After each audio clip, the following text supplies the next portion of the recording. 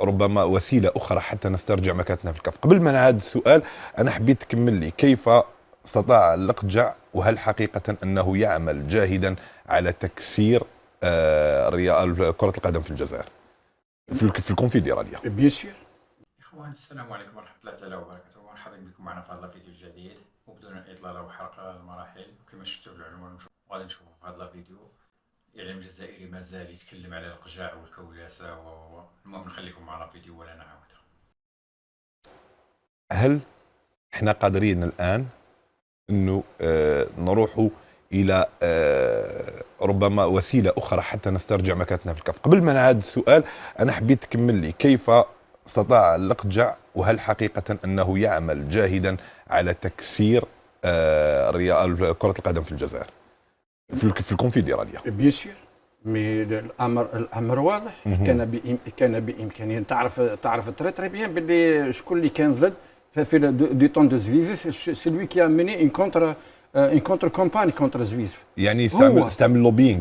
بيان سور لوبينغ مالي وغير مالي. ليسونسيال وعلاش ما نستعملوش احنا اللوبينغ المالي؟ شوف انا كاين اللي يتكلموا في هذا الموضوع. انا لا، احنا كاين عندنا دبلوماسيه جزائريه. رئيس الجمهوريه سي عبد المجيد تبون دار في الصندوق حط فيه 1 مليار دولار بور ايدي لي بيي افريكان. حنا لا دبلوماسيه بوليتيك اللي عاودت رجعت بقوه ورجعت لمكانتها على المستوى الافريقي والعربي والعالمي. هذا الشيء احنايا في الدبلوماسي سبورتيف لم نستغله. يعني تريد تقول انه رئيس الجمهوريه لا يستعمل او استعمل الاعانات لهذه الدول الافريقيه من الجانب الانساني، من الجانب الاخوي، من جانب انه نعيش في قاره واحده. في الجانب الاخر فقط انا جايك الخلفيه السياسيه. في الجانب الاخر يستعملونها من اجل الرشاوي والرشاوي، يعني الاخرى تمد. احنا الجزائر صندوق، وهذه الحقيقه تمد للشعوب لما تحط في الصندوق وتعلن عنها للشعوب. وما تستعمله الدبلوماسيه المغربيه هي للاشخاص.